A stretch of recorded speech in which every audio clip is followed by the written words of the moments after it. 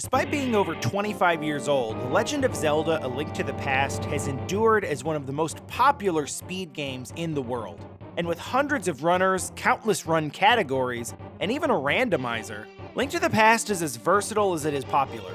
But regardless of how you run the game, a lot of the features of playing it fast are the same. I'm Dean from Fandom, and if I can speedrun this game, anybody can. Here are a few of the basics of speedrunning A Link to the Past. A typical any percent speedrun of A Link to the Past looks mostly the same as a normal run. You burn your way through all 3 pendant dungeons, grab the Master Sword, beat 7 crystal dungeons, and then kill Ganon. The big difference is that unless you're playing a randomizer, you'll do a lot less exploration, as in essentially zero. With a couple of exceptions, like heading out to grab the Ice Rod and the Zora Flippers, almost all of the overworld travel is just traveling from one dungeon to another as quick as possible. That means most Link to the Past runs are relatively low percentage runs. Without a lot of extra heart containers, bottles, or armor, the margin for error for even basic maneuvers is smaller than it would be on a normal playthrough.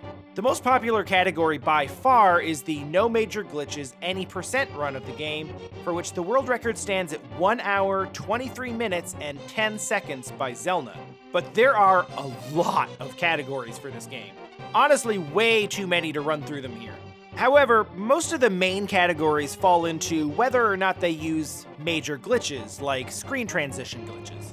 Most of the game's most popular glitches fall into the minor category, and are allowed and basically required for most runs.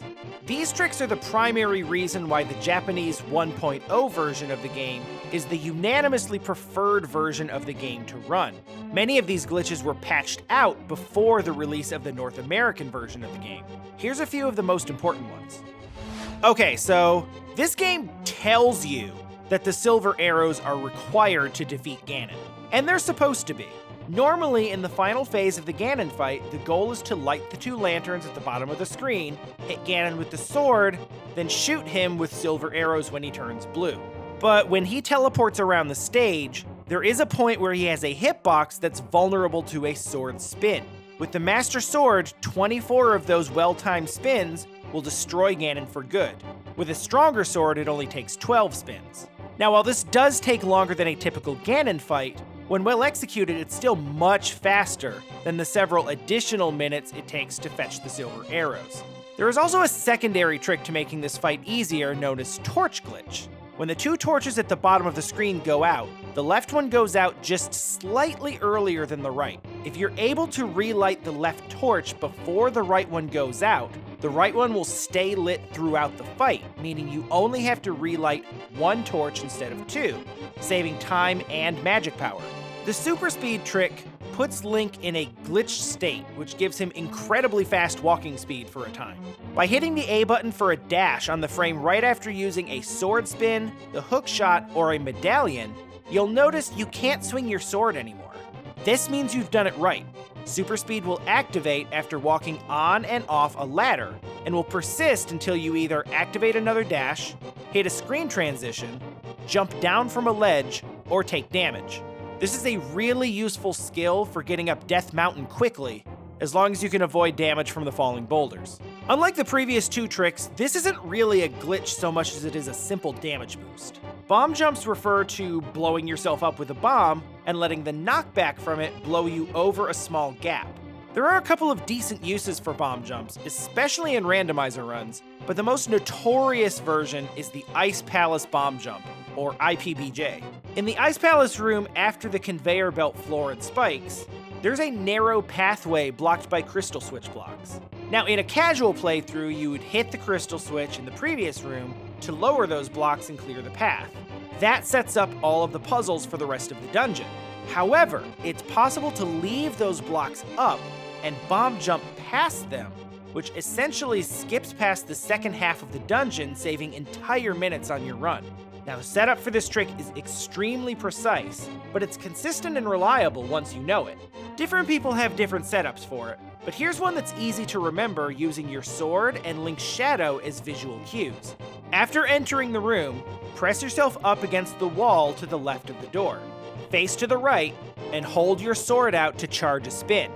Then, back up towards the edge on your left as far as you can without falling off.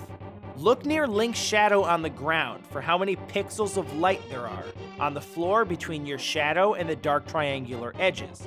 You should see 3 pixels in what looks like a wedge shape. If you see that, you're in good shape, but keep your sword charged. At this point, you want to drop the bomb in front of you and move just a few pixels down. The position you're looking for will make a strip of exactly 1 pixel of ground visible between your outstretched sword and the bottom of the bomb. If you set it up right, then boom, you'll land on the other side of the blocks, and as long as you can make it through the rest of the room without falling, you'll be able to forego almost the entire rest of the dungeon. Now, if IPBJ is one of the most difficult tricks to pull off in A Link to the Past run, this is undoubtedly one of the easiest. This is another minor glitch that anyone can pull off, as long as you're playing the Japanese 1.0 version of the game. The trick is to save a few seconds by making blocks disappear when you push them. And all you have to do to make this happen is set the magic mirror in your item slot and then mash the item button while you're pushing.